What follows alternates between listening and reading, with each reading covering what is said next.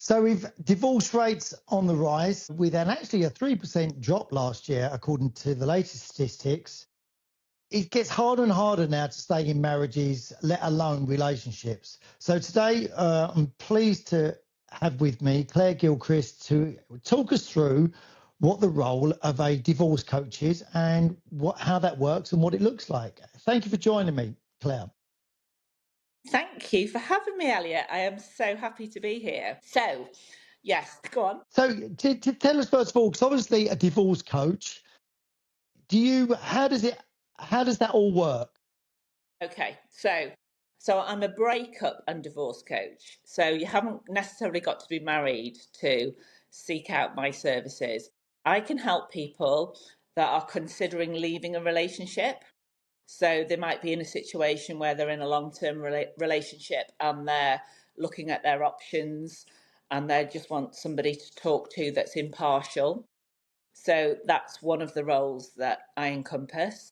And then the other one is obviously the slightly more well known, but not that well known. Most people don't even know that divorce coaches exist. It's a relatively new thing, but I think a really important thing in this ever evolving world of relationships and relationship breakdowns. I'm somebody that can help somebody through that really traumatic phase of breaking up and help that pain much lessen in the length of time that it goes on for and make it much, much easier by giving them the tools and the strategies to get through it. So what does a session actually look like, Claire? And do you work with just single people, or do you sometimes get both couples in there? No. So that's a really interesting question. I just work with individuals. It wouldn't be the right thing for me to do with work with both parties because I'm very much on your team. One of the first things that I work with my clients is the breakup support team. And the breakup support team consists of me, their legal advice, their financial advice, maybe their gym buddy, their dog walking partner. It's not their sister, their brother, their mum, or their dad because they're too close to the situation. A divorce coach is somebody that doesn't know them, doesn't know the story, doesn't know all the ins and outs, doesn't know the other party, but is totally impartial and is on your side and sees it from your perspective, your point of view, and knows what will help you as an individual get from the point you're at now to the light, the freedom, the new life at the end of the tunnel. Do you mostly deal with the before or the after? So do you look at sort of what went on in the relationship before, or are you more like, this is where you are now, we need to look at what you're doing moving forward? I guess most people would come to me in the after because I'm a breakup and divorce coach and they think, oh, well, Claire can only help me when I'm in the thick of it. But actually, it's super clever to come to me before because I can give you the coaching that helps you make the decision in a really clear perspective. It might be that you don't have to leave the person. It might be that you just need a few tweaks to actually help make that relationship work.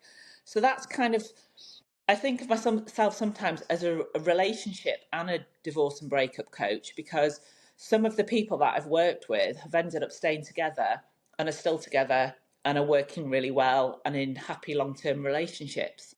Those are the happy endings, but also the people that come to me in a total mess. They don't know, they can't get out of their pajamas, they're drinking too much, they're not leaving the house, they're literally functioning but not functioning. I can help them start to piece and put their life back together and start to give them hope and goals for the future. And 6 months down the line, when they're actually living that life and thriving again, that is also super, super rewarding for me. So it's a double So do edge. you, And I so think do you, equally, men and women, it's not it's not solely, people think, oh, she just sees women, but I actually love working with men as well. so if someone came in, so if I came into you and I said, right, I'm going through a divorce, this has happened in my relationship, do you concentrate on what has gone on before, or do you mostly concentrate on from the point of, right, you're getting divorced, you need to do this, this, and this now, not look back? Or do you Yeah. deal with the beforehand a lot or not? The story is important. Session one can be up to 2 hours, and I listen to the whole story because I need that information. I need to know what's happened in able to help you move out of it. I need to pull out all the red flags and all the things that I feel you could be holding and struggling with to move forward with your life. So the story and the past is so important. But after session one, we don't ever return there. We put that in a box. And that is what a lot of people make a mistake. They constantly tell their sad story. And that is so negative. It's such a difficult thing for people to process because they're constantly reliving it. And that's why your sister, your mum, your best friend can't help you because they've lived the sad stories with you. And they're constantly going to remind you of those things. Whereas I'm impartial. I've not lived through it. I've heard it once. I know what's happened. I don't need to hear it again. I pick out the issues and the problems, and then from week two, then we work on how we're going to fix that and how we're going to move forward. And we never, ever go back there. It's shut away, the padlock's on, the key's thrown, end of. And that's where your new life begins. So I would imagine, like you referred to before, that a lot of your clients would be female, but are you finding that more and more males are coming to see you now as well? Yeah. I think men are becoming a lot more open to coaching. It's a really positive thing. I think men are obviously financially independent and realize that they've got to function.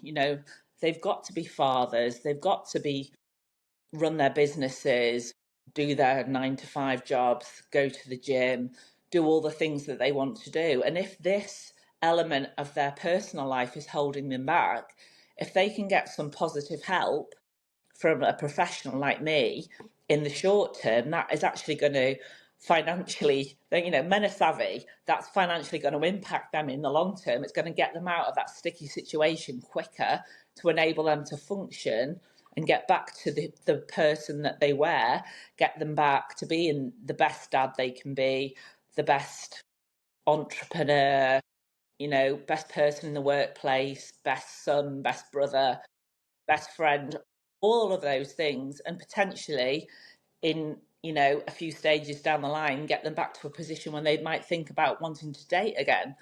These are all things that I can help with. So mostly in terms of the clients, is there an age that you're finding beginning to trend where people are getting to ages now, sort of mid-40s, midlife, where they're sort of just thinking, I want more than this. I'm realizing that Yeah. I'm not happy. Or are you Yeah. finding that the ages are getting older or younger or?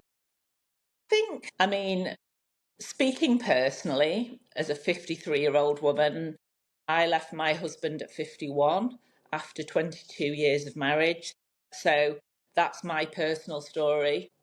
I think we are realizing that life is long, life is beautiful. There is so much to explore and learn and grow and enjoy. If we're not with the person that we want to do all those things with, then we have to make a change. That's what so many people are waking up to now. And women, they're independent now. They have their financial independence, the emotional wherewithal, the stability. They don't have to settle anymore like they did 30, 40 years ago, like our parents did.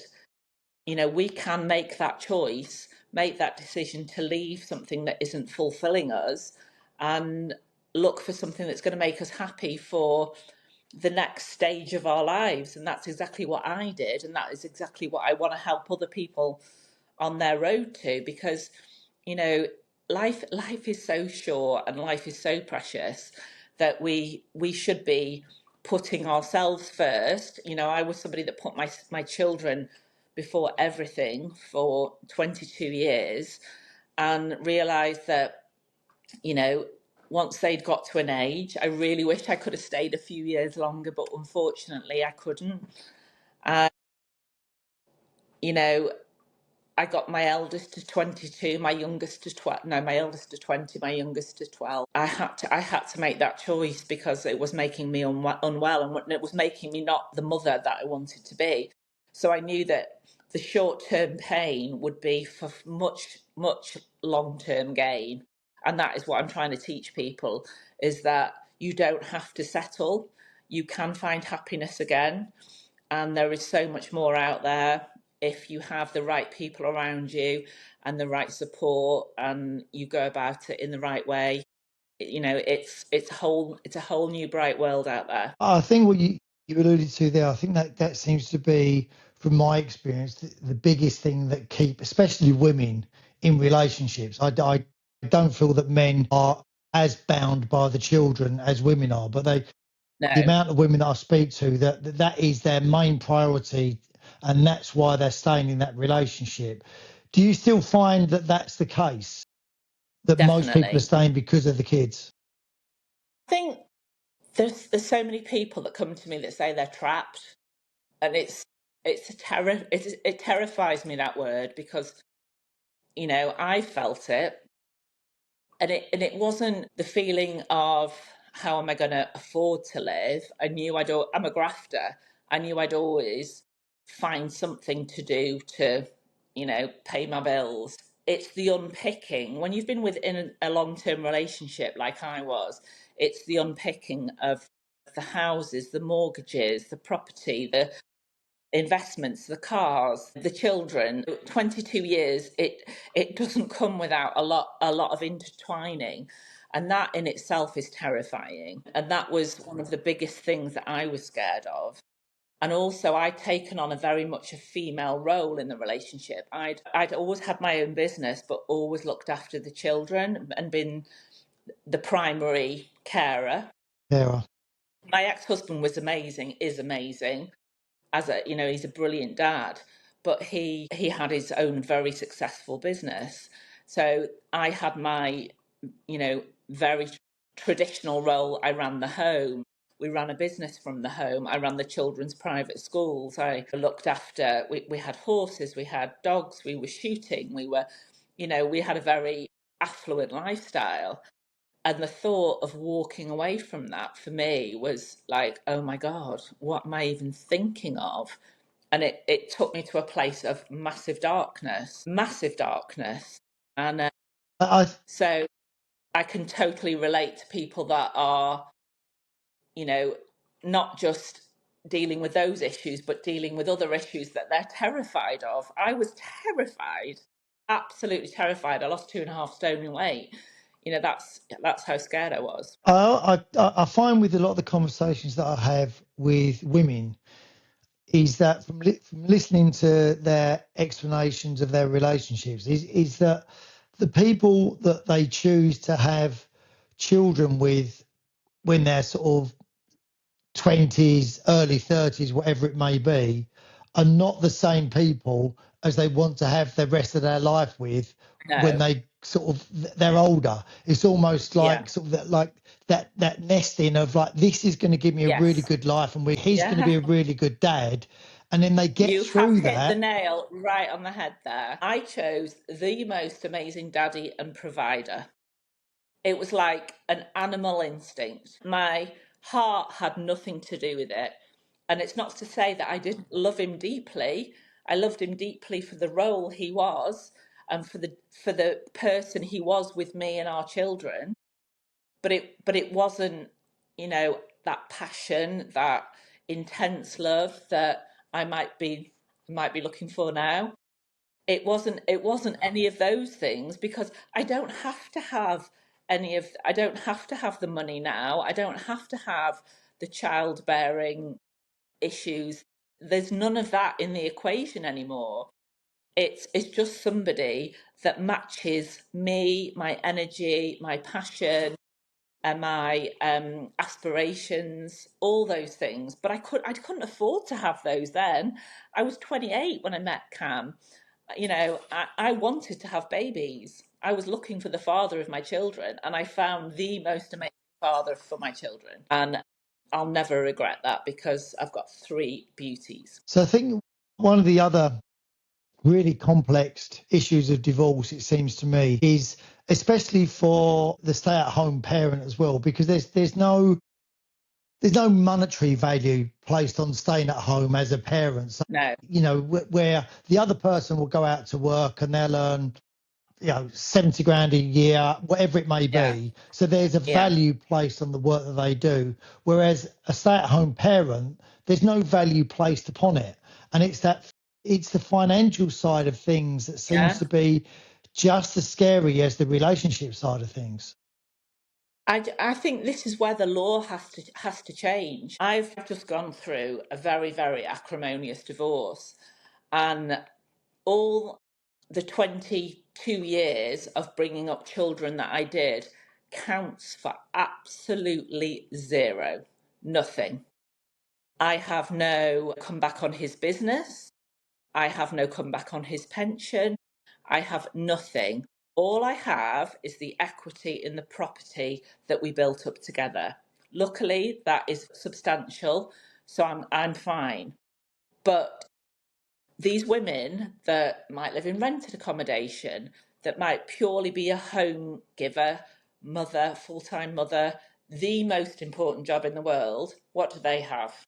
They have nothing. And it's terrifying. The law does not protect women in our situation. I've experienced it personally. And I always thought, I've married a very successful guy.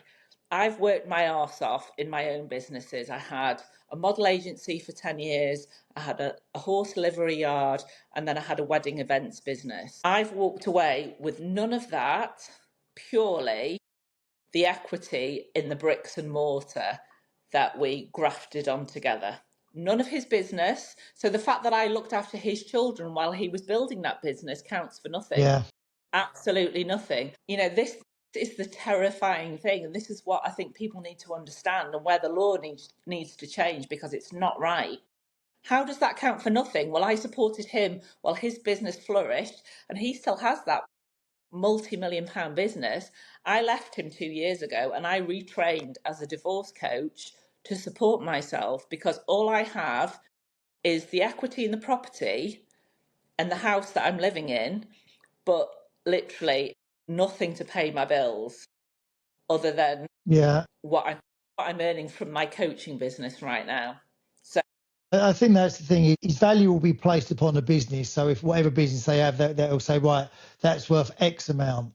But there's no value then placed upon, well, hold on, I've raised sort of 2 kids, 3 kids, 1 kid, whatever it may be. Yeah.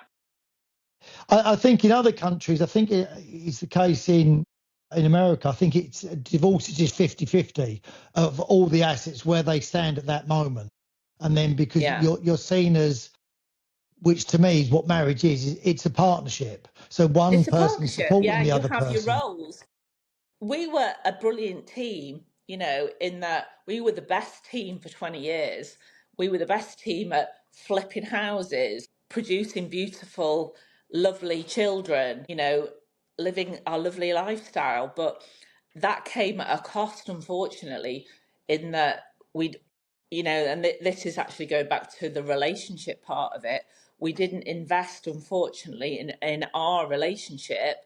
We just invested in the growth of the children, the businesses, and the properties. We didn't invest in ourselves. And, that would be something that I would take away from it. I'm not going to go back to 20 years ago and live that life again. I'm 53, but that is something that I've really learned. And I would advise my 2 daughters and 1 son, marry the person that you see yourself growing old with, because it's a long haul out there. And if there's nothing left when the children start to fly the nest, what are you guys going to be left with, rattling around your beautiful home when there's nobody to share it with? Yeah. So that part of the divorce is very complicated. But in terms of looking now at the male, the female is in that divorce, and now they're looking at the what's next. You Yeah. know, how does that change between males and females? Because the women that I speak to that are coming out and going, right, you know, the landscape's totally changed. It's dating apps now. You know, that's where you seem to meet people. So But different. all the guys, Who knew dating yeah, apps existed, Elliot? It's like, I wow, go, it's a minefield. I know. And then sort of the biggest thing for women is that all the guys just want is sex. That's all they're looking Yeah. for. They're coming out. And I do try to explain, but if they've been in sexless relationships for the last sort of 10, 15 years, guys are very simple. That's what they're going to crave when they come out. They're just going to look for, right, I'm making up for the last 15 years. Are women Yeah. getting to that stage too? Because a lot of them seem to want more of an emotional connection when they're coming out of divorce. I think women are very different beings, aren't they? I think they want both. You know, I think they want both in equal measure. I can only speak from personal experience, but also I have friends that I think sex is really, really important, and it changes as you get older. And obviously, hormones and everything else plays a part as you're becoming into your late 40s and 50s. Girls get on the HRT. It's like it's a winning formula when you get it right, because I have friends that aren't on it. They have no sex drive.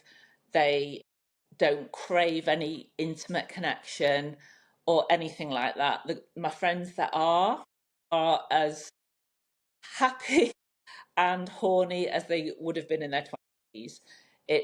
It really does make all the difference. So that's one thing, is looking after your physical health is super, super important. And I think, I think times are changing. A woman in her 50s now is not seen as a non-sexual person anymore. I mean, having been on the dating app, you know, I get a lot of attention from guys in their 30s, which is fabulous, I have to say. It's really lovely to have that attention, because women are in great shape. They're independent, they are living their lives. They've got free time, and they are open to exploring new things because they've come out of these long-term relationships where perhaps they haven't been sexually fulfilled, and they want to explore that side of their lives that they haven't been able to. So, you know, these younger guys are actually kind of onto this, and they're just like, these older women are actually, this is a fun kind of avenue to go down.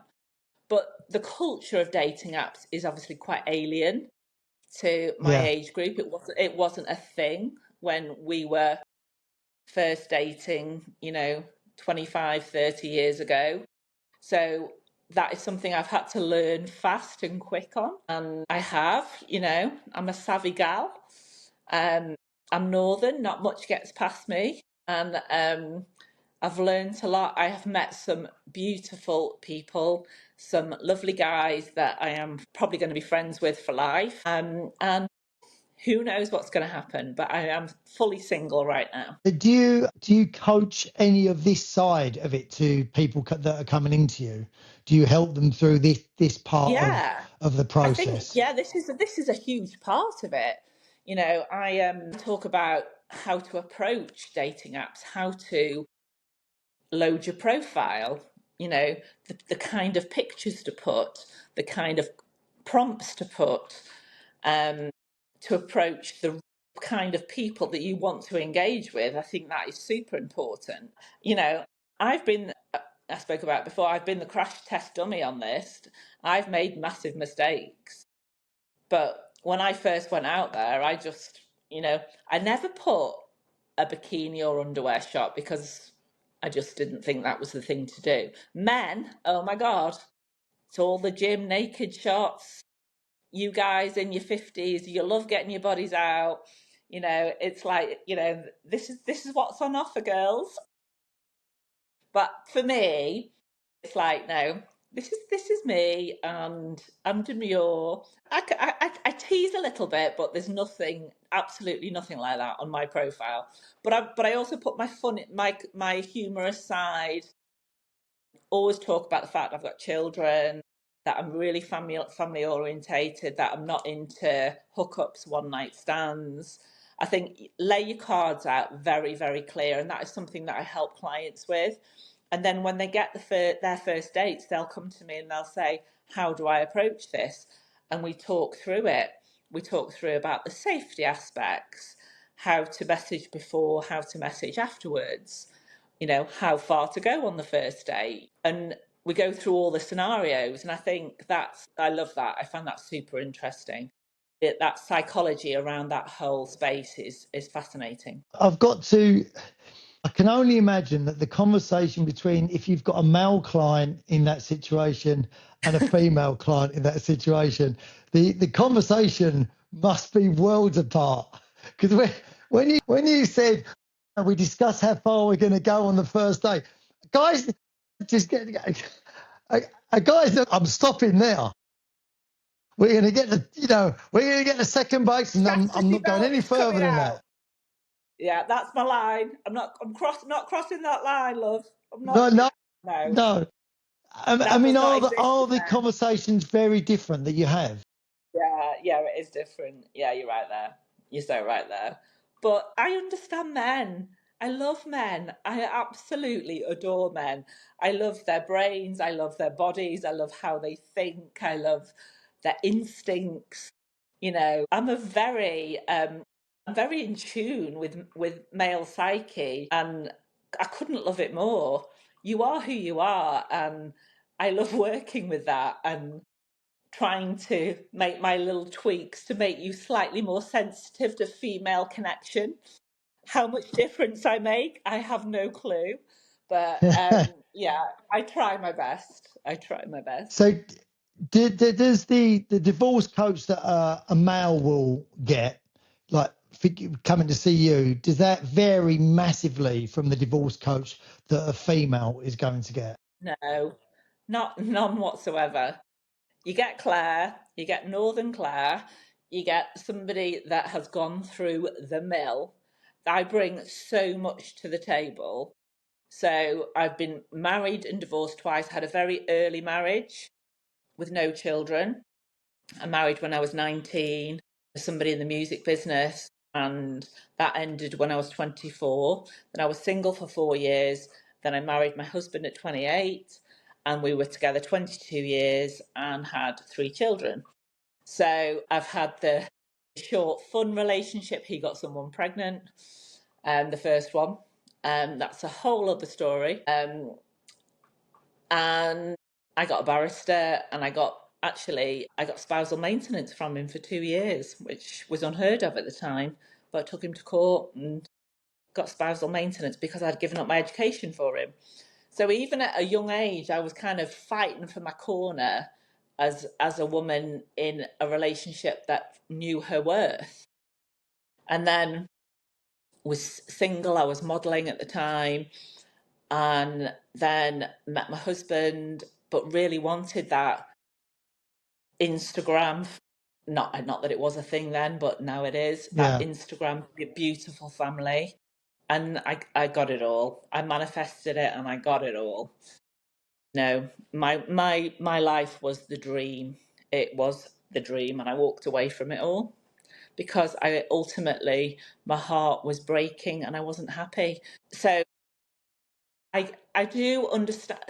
I've got a lot of guy friends, and actually I've got a lot of guy friends from meeting people on dating apps in the last 2 years, and it's not worked out in the relationship sense, but it's worked out in the friendship sense, which I love. I absolutely love. And most of them I speak to every single day, and they'll tell me about their dating dramas. I'll tell them about my dating dramas. And I find it fascinating because ultimately we're all looking for the same thing. We just go about it in different ways. We have different perspectives. We have different routes to purchase. We have different ideologies. We have different outlooks and different perspectives how we should gain what we want ultimately. But ultimately, we just want to be loved, don't we? We just want that passion. We just want that partner. We want somebody to share our lives with, to have fun with, to have incredible sex with, to like the first person we think about in the morning, the last person we think about at night, the person we want to message when we've got a flat tire. We want that. We want our person. We're all looking for that person. And they're ultimately, I know, they're all, because they're great guys, they're all looking for the same thing. And, we laugh and we joke about the ups and downs of trying to find it. I got stood up 2 weeks ago, Elliot. I mean, what the hell? A no-show. A no-show, 53 years of age, the first time in my life I've been stood up. I mean, luckily, I went 10 minutes from my house to a pub. I had a feeling, but radio silence since. I just don't understand that kind of. I don't understand the ghosting. I've never done it. I don't. I would love to understand where that kind of psychology comes from, because if I'm not on dating apps anymore, I've come off because I'm having a break. It's been a bit too much. And I told every single person that I've been chatting to, I'm going to go off the dating app now. I'm not ghosting you. I'm not disappearing. I'm leaving the dating app. If you want to carry on speaking to me, I'm going to be on for 24 hours. Message me back. And if there's a connection, I'll send you my WhatsApp. So I'm fully transparent. Why can't other people be like that? I think with the conversations that I've had with women, actually, that have got a perspective of people don't owe anyone anything on them. And I understand, I don't agree with it, Hate because I think that. if you're I having a hate conversation that. with someone, yeah, I agree. I think there's a common courtesy that, like holding the door open. If someone holds the door open for you, you say thank you. Some people will walk Yeah. through it and say nothing. Some people will say thank you very much. And that's the basic difference. Some people think, I don't know this person, I don't owe them anything. So that they'll treat it in that way. And it's not, I don't think it's personal at all. But to a person that appreciates people that are respectful, they do take it personally. And that's one of the things that I found I don't do the dating apps, haven't done them for ages, that I found that you've got to learn very quickly not to take things personally, because a Yeah. lot of it is not personal, and you do Yeah. take it personally because you think it's about you, but a lot of the time it's about them. It just Yeah. Oh, it's affects you, always about them. unfortunately. It is all, do you know what? It's never about you. It's always about them. And that is something that I think is, if I can get anything across right now to anybody that's watching this, it's not about you. It's about something that's going on in their life. Either they haven't got the guts, the courage, they're speaking to someone else, their ex has come back, their kids have had some trauma. It's never about you, ever. It's always about them. And I sat in that pub that night and I laughed. I laughed so hard and texted my friend. I went, I've been stood up. I'm sat here with my drink on my own. But do you know what? It it gives me more power to help other people, because, you know, I'm a single woman out there dating in the world, post divorce, trying to move on, living a life, and, trying to keep my side of the road clean, always putting my kids first, always trying to do the right thing, be a good person.